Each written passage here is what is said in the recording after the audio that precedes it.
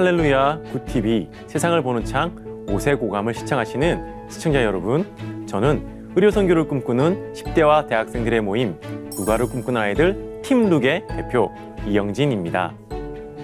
무엇보다 저희 삶 가운데 말씀으로 행하셨던 하나님을 전하는 간증을 나눌까 합니다. 특별히 오늘 저는 저의 인생에 하나님으로부터 받았던 3가지 약속의 말씀을 여러분들에게 소개할까 합니다. 은혜로운 시간이 되시기를 기도합니다. 오늘의 주제는 주의 말씀이 나를 살리셨도다입니다. 여러분, 혹시 성경 66권을 통틀어서 가장 길이가 긴 장이 어디인지 아시는가요? 바로 시편 119편입니다. 시편은 대부분 짧은 장으로 구성되어 있습니다. 그런데 그런 시편을 읽다가 갑자기 훅 길어지는 장이 나오는데 바로 시편 119편입니다. 그래서 읽기에 좀 부담스러울 수도 있습니다. 그러나 저는 그런 시편 119편을 가장 좋아합니다. 성경 전체 중에 가장 좋아하는 구절을 꼽으라고 하면 저는 주저없이 시편 119편을 말합니다. 시편 119편의 특징은 오로지 말씀에 관한 구절이라는 것입니다. 주의 말씀, 주의 계명, 주의 율례, 주의 규례, 주의 법, 주의 법도 등 하나님의 말씀에 대한 여러 가지 표현들이 나옵니다.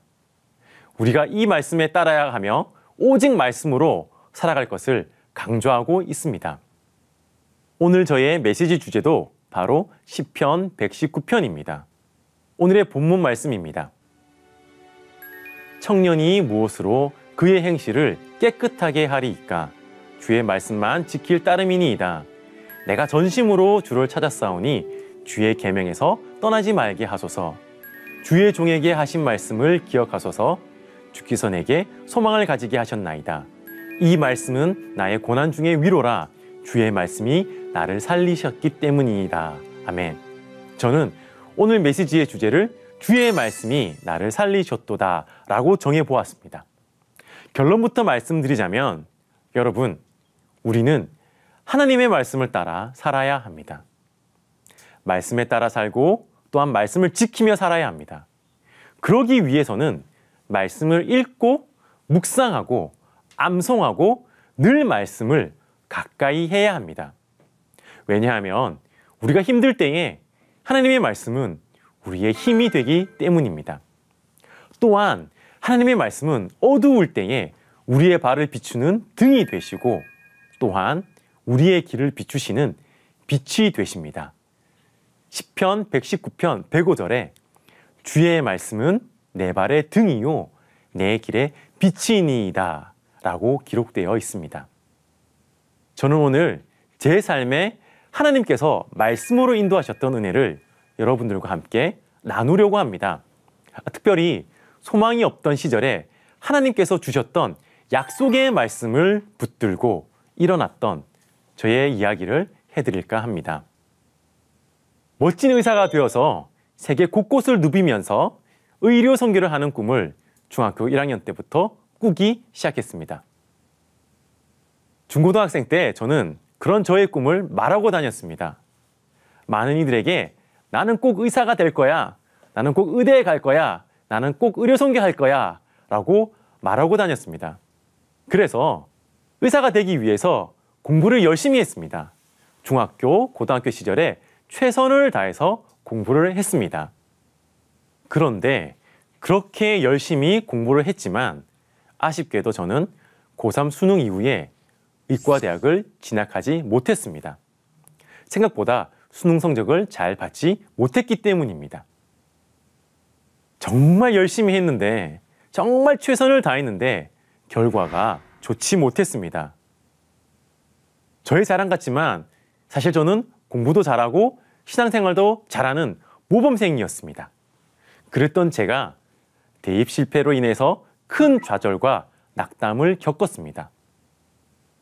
지금 생각해보면 모든 것이 나를 단련하시고 나를 겸손하게 하기 위한 하나님의 계획이었습니다. 하지만 그때는 그것을 깨닫지 못했습니다. 참 자존심이 상했습니다. 그리고 부끄럽기도 했습니다. 한편으로는 억울하기도 했습니다. 돌이켜보면 그 당시 저의 마음은 억울함과 원망 그리고 분노로 가득 차 있었습니다. 열심히 최선을 다했지만 대학 입시에 떨어졌고 또한 여러 가지 많은 어려움들이 저희 가정에 닥쳐서 제가 하나님을 원망했습니다. 그래도 하나님이 주신 꿈을 포기할 수가 없었기 때문에 고민 끝에 재수를 결심하게 되었습니다. 그런데 사실 그 당시 저희 집안은 형편이 넉넉하지 못했습니다. 아버지께서 사업을 하셨는데 제가 재수를 시작할 때쯤 회사가 부도를 맞았습니다. 그리고 엎친 데 덮친 격으로 아버지께서 지인분에게 서줬던 빚 보증 문제가 터졌습니다. 여러 가지 어려움들이 한꺼번에 저희 가정에 몰려왔습니다. 그 와중에 제가 재수를 하게 된 것이었습니다. 지금 생각해보면 참 부끄럽지만 그 당시 갓 20살이었던 어린 저는 하나님을 원망했습니다. 상황과 환경이 암울할수록 더욱더 하나님만 바라보고 의지해야 하지만 저는 그렇지 못했습니다. 기도도 나오지 않았고 찬양도 하지 않았으며 말씀 묵상도 멀리하게 되었습니다. 그런데 그러던 어느 날 재수학원을 가기 위해서 아침에 지하철을 탔는데 그때 하나님께서 저를 만나 주셨습니다. 하나님을 인격적으로 만나는 경험을 제가 하게 된 것입니다. 정확하게 표현하자면 말씀으로 찾아오신 하나님을 만나는 경험을 하게 된 것입니다. 학원에 가는 지하철 안에서 영어 단어를 외우고 있었는데 그날따라 단어 암기가 되지 않았습니다. 그런데 문득 옆좌석에 사람이 읽는 책에 계속 눈이 갔습니다. 조그만 책자였습니다. 신앙서적이 아닌 일상 수필집 같은 책이었습니다. 머리도 식힐 겸 옆좌석 사람의 책을 제가 힐끔힐끔 보게 되었습니다. 그 책의 내용이 이러했습니다. 글을 쓴 필자가 힘들어서 마음이 어려웠는데 성경 말씀을 통해서 위로를 얻고 힘을 얻었다라는 내용이었습니다. 그리고 그 끝에는 그 말씀이 적혀 있었습니다. 그 말씀은 바로 욥기 23편 10절입니다. 나의 가는 길을 오직 그가 아시나니 그가 나를 단련하신 후에는 내가 정금같이 나오리라. 그 말씀을 읽는 순간 저는 그 자리에서 머리를 한 대 얻어맞은 것 같은 느낌을 받았습니다. 그리고 그 지하철 안에 하나님의 임재하심을 느끼게 되었습니다. 그때까지 저는 하나님의 저의 고통을 모르는 줄 알았습니다. 하나님이 나의 고난에 대해서 관심이 없는 줄 알았습니다. 그런데 아니었습니다. 하나님은 다 알고 계셨습니다. 말씀에 기록되어 있기를 나의 가는 길을 오직 그가 아시나니 라고 말씀하고 있었습니다. 그리고 하나님은 나의 모든 일을 다 보고 계셨습니다. 또한 이 모든 것은 하나님이 나를 연단하시는 연단의 과정이었습니다. 말씀에 기록되어 있기를 그가 나를 단련하신 후에는 이라고 말씀하고 있었습니다. 그리고 그 끝에는 결국 내가 정금, 즉 순도 100%의 순금이 되는 것이었습니다. 말씀에 기록되어 있기를 내가 정금같이 나오리라 라고 말씀하고 있었습니다. 저는 그때에 로고스의 말씀이 레마의 말씀으로 내 영에 새겨지는 경험을 하게 되었습니다. 재수학원으로 가는 지하철 안에서 그렇게 하나님은 약속의 말씀으로 나를 만나 주셨습니다. 낙심과 절망과 소망이 없던 저에게 하나님은 말씀으로 찾아오셨습니다. 그리고 그 말씀은 저의 재수하는 1년을 버티게 한 약속의 말씀이 되었습니다. 그리고 저는 최선을 다해서 재수를 했고 열심히 공부한 끝에 결국 그 다음 해에 의과대학에 입학하게 되었습니다. 하나님의 말씀이 결국 나를 살리셨습니다. 할렐루야. 나의 가는 길을 오직 그가 아시나니 그가 나를 단련하신 후에는 내가 정금같이 나오리라. 이 말씀이 나를 살리셨습니다. 여러분, 하나님의 은혜로 저는 그렇게 의대에 합격했습니다. 그렇다면 저희 가정은 어떻게 되었을까요? 당시 고난과 역경 가운데 있을 때 저희 어머니께서 붙드셨던 말씀이 있습니다. 바로 오늘 소개할 제 인생 두 번째 약속의 말씀입니다. 신명기 6장 10절에서 13절입니다. 내 하나님 여호와께서 내 조상 아브라함과 이삭과 야곱을 향하여 내게 주리라 맹세하신 땅으로 너를 들어가게 하시고 내가 건축하지 아니한 크고 아름다운 성읍을 얻게 하시며 네가 채우지 아니한 아름다운 물건이 가득한 집을 얻게 하시며 내가 파지 아니한 우물을 차지하게 하시며 내가 심지 아니한 포도원과 감람나무를 차지하게 하사 내게 배불리 먹게 하실 때에 너는 조심하여 너를 애굽 땅 종되었던 집에서 인도하여 내신 여호와를 잊지 말고 내 하나님 여호와를 경외하며 그를 섬기며 그의 이름으로 맹세할 것이니라. 이 말씀은 환난 가운데 저희 가정이 붙들었던 약속의 말씀입니다. 당시 재정적으로 풍부히 박산 날 뻔한 그때에 우리 가족은 이 말씀을 붙들고 날마다 가정 예배를 드리면서 기도를 했습니다. 어머니께서는 새벽마다 이 말씀을 붙들고 기도하셨습니다. 형편이 넉넉하지 못하여서 가사 도우미 역할을 했던 어머니께서 새벽 기도 때마다 우리 가정을 향한 약속의 말씀을 붙들고 기도하셨습니다.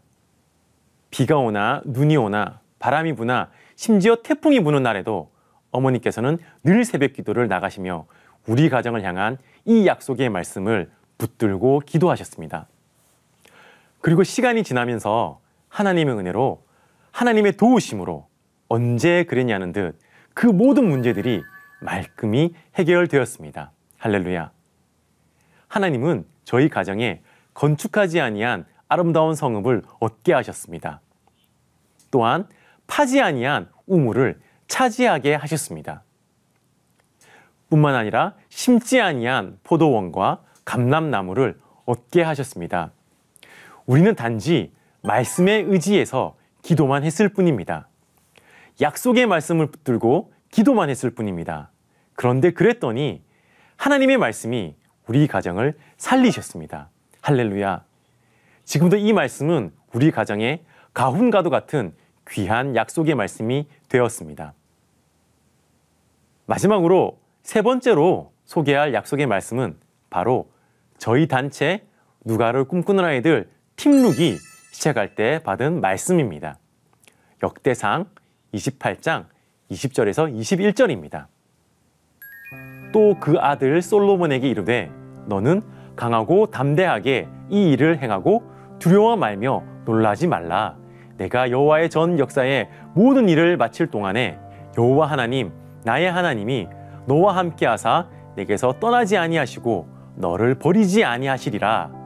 제사장과 레위 사람의 반열이 있으니 여호와의 전에 모든 역사를 도울 것이요 또 모든 공역에 공교한 공장이 기쁜 마음으로 너와 함께 할 것이요 또 모든 장관과 백성이 온전히 내 명령 아래 있으리라.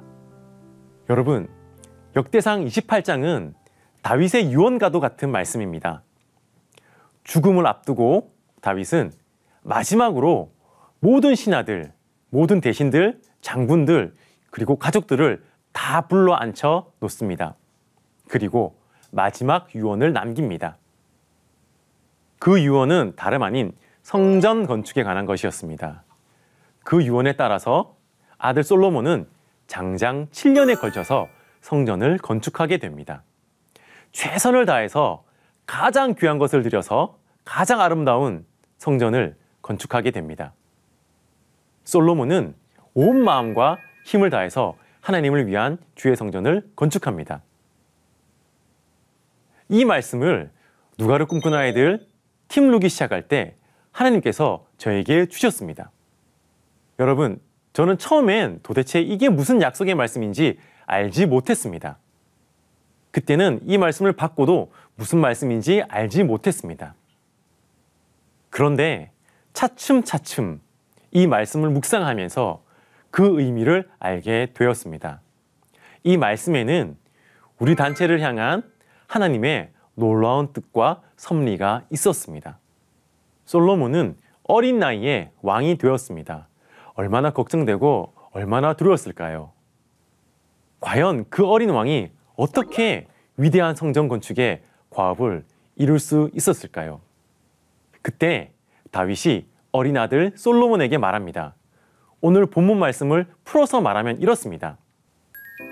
걱정하지 마라 솔로몬. 강하고 담대하게 성전을 건축해라. 절대로 두려워하지 마라. 네가 여호와 성전의 공사의 모든 일을 마치기까지 여호와 하나님이 너와 함께 할 것이다. 나 다윗의 하나님이 너 솔로몬과 함께 할 거야. 걱정하지 마라. 그 하나님이 너에게서 떠나지 아니하시고 너를 버리지 아니할 거야. 그리고 성전 건축을 위해서 제사장과 레위 사람들이 모든 일을 알아서 할 거야. 너는 염려하지 마, 솔로몬. 걱정 안 해도 돼.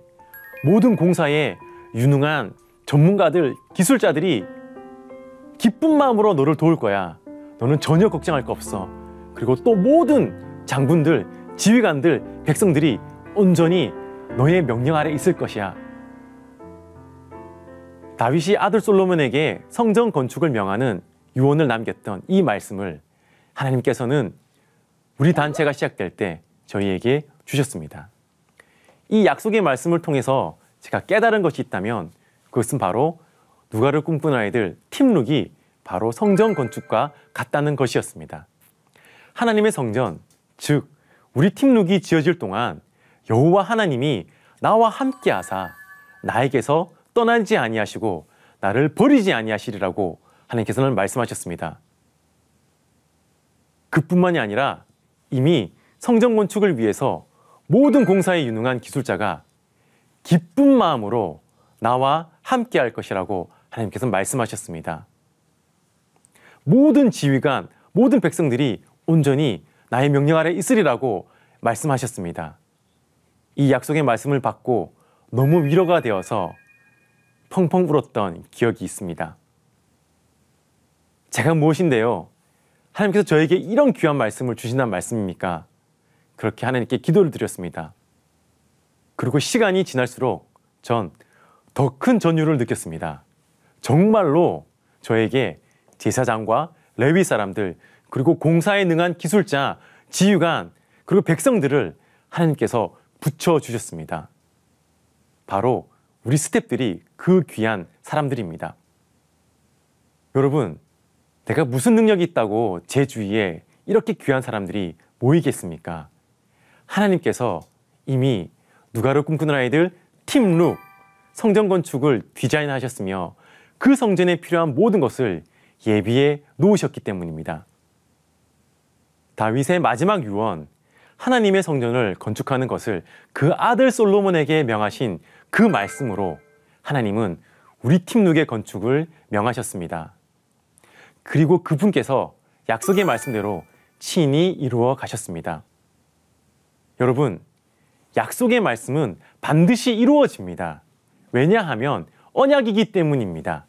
히브리서 6장 13절에서 18절에 하나님이 아브라함에게 약속하실 때에 가리켜 맹세할 자가 자기보다 더 큰 이가 없으므로 자기를 가리켜 맹세하여 가라사대 내가 반드시 너를 복주고 복주며 너를 번성케 하고 번성케 하리라 하셨더니 저가 이같이 오래 참아 약속을 받았느니라. 사람들은 자기보다 더 큰 자를 가리켜 맹세하나니 맹세는 저희 모든 다투는 일에 최후 확정이니라. 하나님은 약속을 기업으로 받는 자들에게 그 뜻이 변치 아니함을 충분히 나타내시려고 그 일에 맹세로 보증하셨나니 이는 하나님이 거짓말을 하실 수 없는 이 두 가지 변치 못할 사실을 인하여 앞에 있는 소망을 얻으려고 피하여 가는 우리로 큰 안위를 얻게 하려 하심이라. 말씀에 기록되어 있기를 하나님 스스로가 내가 책임지겠다라고 하셨습니다. 만약 은행 지점장보다 더 큰 한국은행 총재가 와서 내가 보증서겠으니 이 사람에게 돈을 빌려주시오 하면 당연히 돈을 빌려줍니다. 여러분, 책임지는 자가 크면 클수록 그 약속의 신뢰성은 당연히 커집니다. 하나님이 말씀하셨습니다. 내가 보증서겠다고 말씀하셨습니다.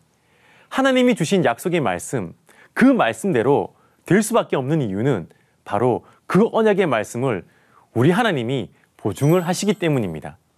여러분, 기억하시기를 바랍니다. 그게 약속의 말씀입니다. 약속의 말씀이 가진 힘과 능력입니다. 그 말씀이 우리를 살리시는 것입니다. 바로 오늘 주제처럼 주의 말씀이 우리를 살립니다.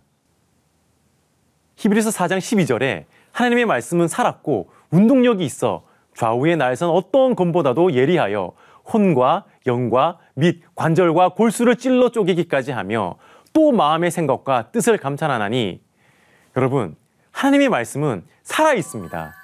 죽은 말씀이 아닙니다. 살아있습니다. 또한 운동력이 있습니다. 살아서 움직입니다. 좌우의 날선 어떤 검보다도 예리합니다. 혼과 영과 관절과 골수를 찔러 쪼갭니다. 여러분, 혹시 골수라는 조직을 아시는가요? 골수를 찔러 쪼갠다는 것이 무엇을 의미하는지 아십니까? 제가 의사가 되기 전에는 이 말씀에 대해서 이해하지 못했습니다. 하지만 의사가 되어서 이 말씀을 묵상하니 실로 놀라운 은혜가 있었습니다. 이 골수는 아주 중요한 역할을 하는 신체 조직입니다. 바로 신체에서 혈액을 만들어내는 조직입니다. 더 정확하게는 혈구세포를 만들어냅니다.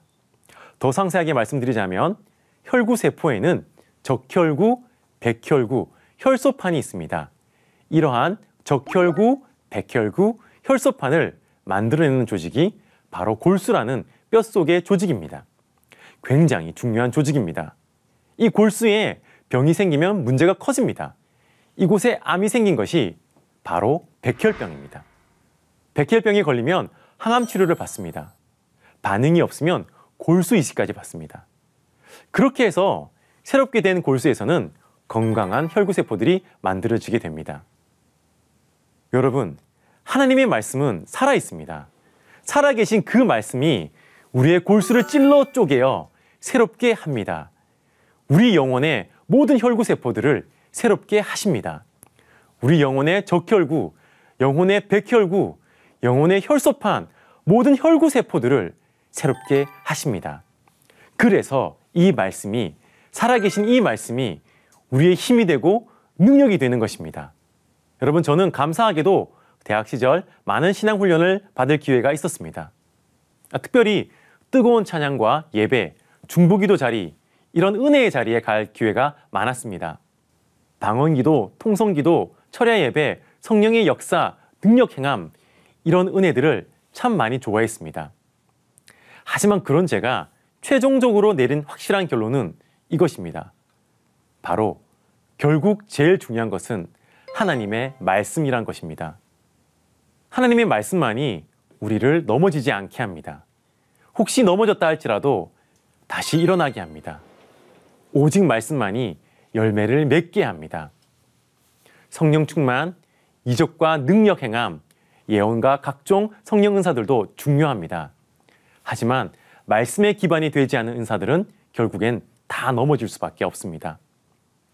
하나님의 말씀만이 우리를 든든히 넘어지지 않게 하는 버팀목이 됩니다. 이제 마무리 지을까 합니다. 사랑하는 여러분, 말씀을 붙드십시오. 말씀이 우리를 일으키십니다. 말씀을 가까이 하십시오. 말씀을 읽으십시오. 말씀을 묵상하십시오. 말씀을 암송하십시오. 말씀을 붙들고 기도하십시오. 오직 말씀만이 살 길입니다. 사랑하는 여러분, 특히 이 방송을 보는 청년 여러분, 청년이 무엇으로 그 행실을 깨끗게 할 수 있겠습니까? 오직 주의 말씀을 지켜 행하는 것, 그것밖에 없습니다. 하나님의 말씀으로 세상을 이해하고 바라보는 마음의 창이 여러분 안에 열리기를 소망하며 이 시간 마치겠습니다. 감사합니다.